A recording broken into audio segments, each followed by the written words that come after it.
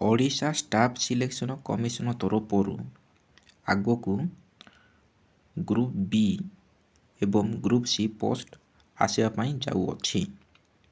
Post हूँ आमर specialist post CGLRE specialist post आसवाई आगक जाऊँगी।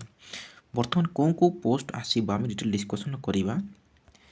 Name of the post vacancy scale pay प्रथम name of the post vacancy ये ग्रुप क्यों ग्रुप ये तार सैलरी लेवल।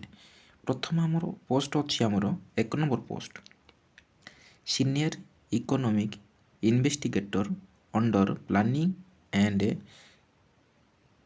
कन्वर्जेंस डिपार्टमेंट तरफ 16टी पोस्ट यहाँ ग्रुप बी लेवल 9 2017 रूल अनुसार।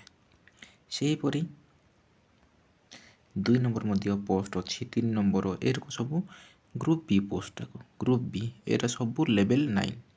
सेहीपरि ग्रुप सी पोस्ट मध्य अच्छी आमर ग्रुप सी पोस्ट एटा market intelligence inspector under FS and CW department तरफ यहाँ हूँ 5टी ग्रुप सी पोस्ट एटा लेवल 7। सेहीपरि तलकू आमर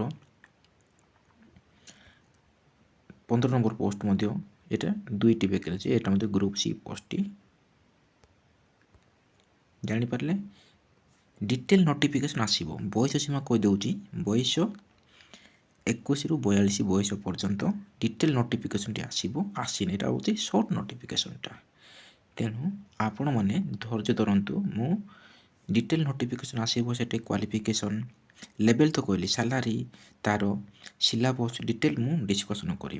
तेणु आपण मैंने वीडियो को अपेक्षा करूँ चैनल सहित जोड़िकी रुहतु सब्सक्राइब करते आपण मान प्रथमे मुझे वीडियो अपलोड करी आपण निकट वीडियो पहुँचब। रही नेक्स्ट वीडियो देखा।